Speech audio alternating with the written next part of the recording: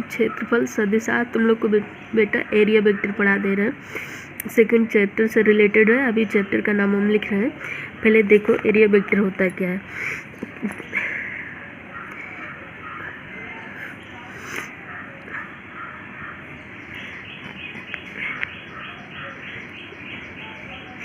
किसी भी समतल के पास, समतल का मतलब कोई भी प्लेन ले लो, उस प्लेन के पास परिमाण के साथ साथ दिशा भी होती है। इसी चीज़ को समझाया जा रहा है। किसी समतल के पास, समतल में परिमाण के साथ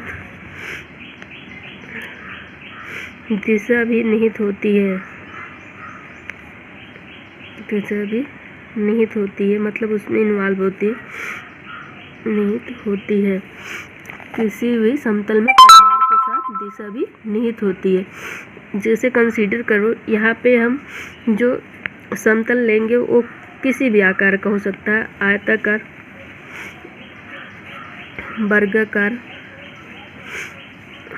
और वृत्ताकार, किसी भी तरह का हो सकता है।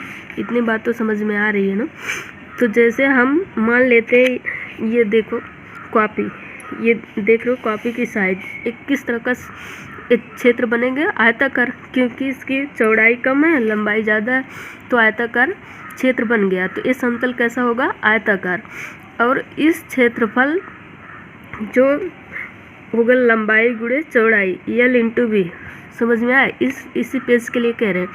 L इंटू बी क्या हो गई, इसकी एरिया हो गई। अब क्या होगा, ये जो एरिया ये है, ये क्या है, इसका माड, माड का मतलब परिमाण, इसका तो परिमाण हो गया। लेकिन अभी मैंने कहा कि ये सदिश राशि होती है तो इसमें दिशा भी होनी चाहिए।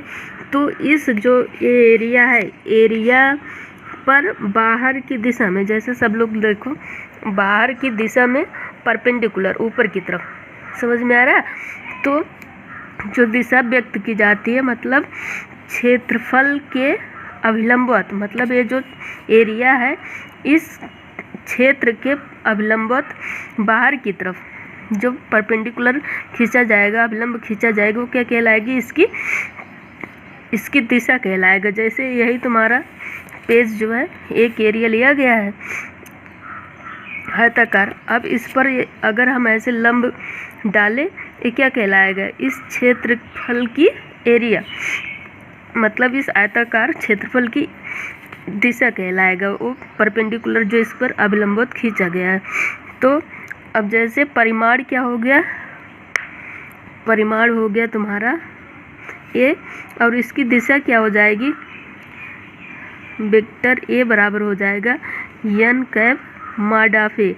उसका जो क्षेत्रफल आएगा उसमें n कैप से गुणा कर देंगे, और n कैप का मतलब उस क्षेत्रफल पर खींचा गया अभिलंब, और इसकी दिशा कहाँ होनी चाहिए, बाहर की तरफ, बाहर की तरफ खींचा गया अभिलंब। इतनी बात सबको समझ में आ गई होगी। अभी हम लोग को एक हम वृत्ताकार, मान लो वृत्ताकार एरिया लिया गया, सर्कुलर प्लेन। अब इसकी जो एरिया ये होगी पाई आर स्क्वायर, इससे हमसे नहीं मतलब, ये तो इसका माड हो गया।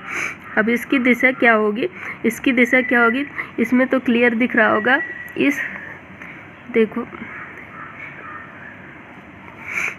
अब इस तरह से दिख रहा होगा कि इसके सेंटर पर हम एक परपेंडिकुलर अगर ड्रॉप करें ऐसे अभिलंबवत, वो क्या हो जाएगी, उसकी दिशा। अब इसको हम यहाँ पे ऐसे लंब खींच नहीं सकते, 2D का फिगर है, तो इसमें अगर हम लंब इस तरह दर्शा रहे हैं, ये लंब क्या, बाहर की तरफ अभिलंबवत, बाहर की तरफ, यही जो लंब है बाहर की तरफ जो खींचा गया, इसकी दिशा हो जाएगी ये। अब क्या हो जाएगा, वेक्टर ए, इसको दर्शाएंगे n कैप ए। समझ में आया। मतलब तुम लोग को बस इतना समझना है कि किसी भी समतल में उस समतल पर खींचा गया लंब बाहर की तरफ क्या दर्शाता है, उसकी दिशा। ओके।